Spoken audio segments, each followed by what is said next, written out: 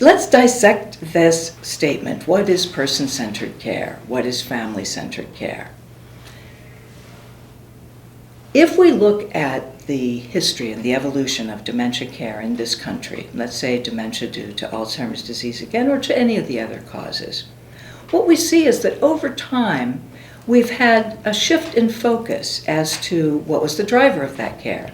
It used to be, frankly, kind of doctor-driven, institutional, staff, everything from the outside. It's like, I think this is best, I direct your care, and kind of a best interest model. And then, as things evolved over time, we began to say, you know what? What's even more important may be the person's goals, wishes, preferences, choices. These are the main drivers of care. That's what person-centered means. That what the person thinks is important to their getting better, their trajectory of wellness, is really what ought to be our driver. Now, right before that sort of notion about person-centered care, there was for a while, I think, some resistance on the part of health professionals to say, this is a new thing. People said, we already do person-centered. We already put the person at the heart of everything we do. And it was true to a point. When they put the person at the center, though, it wasn't always with a knowledge of who that person was, what their strengths were, how they preferred their care to be given, not just what kind of care. And that notion now has moved forward to a kind of notion about person-directed care, which says, not only do we take the care plan and do it the way the person likes, but in fact, that person's voice is central to the care plan.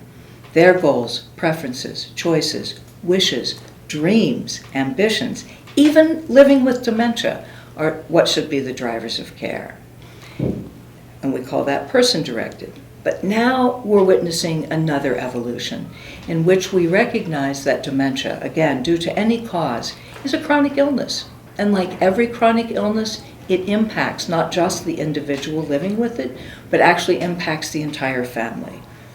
Depending on how that family is defined, that could either be simply a spouse, or an older person with dementia living alone, living with dementia, being cared for or looked in on by their adult children, or it could be a person living with dementia in a congregate living situation or in a skilled nursing facility. That definition of family is quite different depending on what your family of the moment is. And now we're beginning to see, particularly in people who are being cared for by their family members, their care partners, that care partner is as impacted by that disease of Alzheimer's as is the person who is living with it and who has the diagnosis. So I'm glad you asked it as person-centered, family-centered. What does that mean? Because now we know that it's not sufficient to look at our services and supports and care according to just what the person living with dementia needs, but also we need to look at what does the care partner need and what do the staff need in order to be able to have a relationship-based approach to care. So you're going to see these concepts, I think, continue to evolve around person-centered, person-directed, family-centered, partner-centered, relationship-centered.